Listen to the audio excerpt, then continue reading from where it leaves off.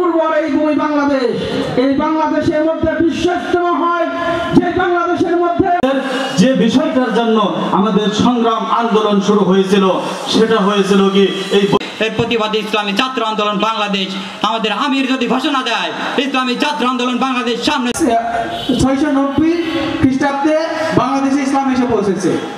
হাজার বছরের ইতিহাস। খুব সুন্দর বক্তব্য রাখার জন্য অসংখ্য ধন্যবাদ। ইসলামী ছাত্র আন্দোলন বাংলাদেশ শিবালয় থানা শাখার সংগ্রামী সভাপতি نحمده ونصلي على رسوله الكريم أما بعد أعوذ بالله ইসলামী আন্দোলনের সকল কর্মীরা একটু তিনটি গুণে গুণান্বিত ও সামাজিক ন্যায় বিচার প্রতিষ্ঠায় ইসলাম এর বিকল্প নেই।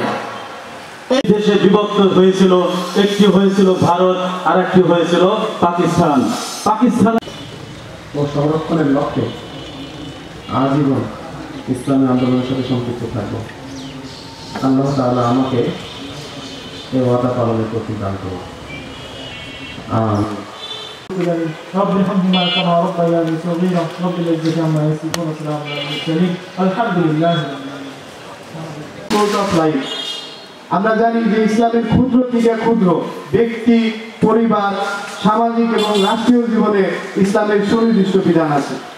আপনারা আইন বাস্তবায়িত করা, যদি আমরা আল্লাহর জমিন আল্লাহর দ্বীন বাস্তবায়িত করতে পারি, ইসলাম হুকুমত কায়েম করতে পারি, তাহলে আদায় হবে আমাদের সেই প্রতিনিধিত্বের দায়িত্ব, কর্তব্য এবং আমরা তোমরা এমন একটা সংগঠনের সাথে সম্পৃক্ত আছো, তোমরা দুনিয়াতেও লাভবান, আখিরাতেও লাভবান। তোমাদের দুনিয়াতেও ইসলামের পরিপূর্ণ বিধান অনুযায়ী চলো এবং আখিরাতেও আল্লাহর কাছে তোমরা এলে সফলতা পাবে, এই আশা ব্যক্ত করে আমি আমার সংক্ষিপ্ত কথা শেষ করছি। ও পাশে আরেকটা কথা কখনো পাল্টিয়েছি পতাকার রং তথা এক সাগর রক্তের বিনিময়ে অর্জিত হয়েছে স্বাধীনতা, শান্তি ও মুক্তি দিতে পারে নাই। তখন শুরু হলো 2024-এর বৈষম্য। মানিকগঞ্জ জেলা কর্তৃক আয়োজিত আজকের জেলা সম্মেলনে উপস্থিত যদি কোনোভাবে আমারও ইসলাম বিরোধী কোনো কন্টেন্ট, ইসলাম বিরোধী কোনো আলোচনা যদি পাঠ্যপুস্তকের মধ্যে রাখে, ইসলামী ছাত্র আন্দোলন কিন্তু পুনরায় গণজাগরণ তৈরি করতে বাধ্য হবে ইনশাআল্লাহ। সংগ্রামী ছাত্র বন্ধুগণ, আজকের এই আন্দোলনে আমাদের এই মানিকগঞ্জে যারা নেতৃত্ব দিয়েছে তারা কিন্তু আজকের এই স্টেজে বসা আছে।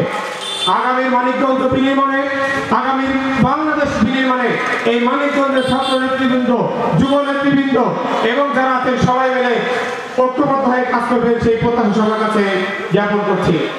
আপনারা জানেন, যখন দেশের রাজনৈতিক দলগুলো পর্যন্ত তারা সাহস করে রাজপথে আসতে পারেনি, ইসলামী ছাত্র আন্দোলন বাংলাদেশ জুলাইয়ের শুরু থেকে রাজপথে ছিল। 15ই জুলাই যখন ঢাকা বিশ্ববিদ্যালয়ে সন্ত্রাসী সংগঠন ছাত্রলীগ যখন ঢাকা বিশ্ববিদ্যালয়ের শিক্ষার্থীদের উপর আক্রমণ করে, তখন কিন্তু ইসলামী আন্দোলন বাংলাদেশ রাজনৈতিক দল হিসেবে সামনে চলে আসে।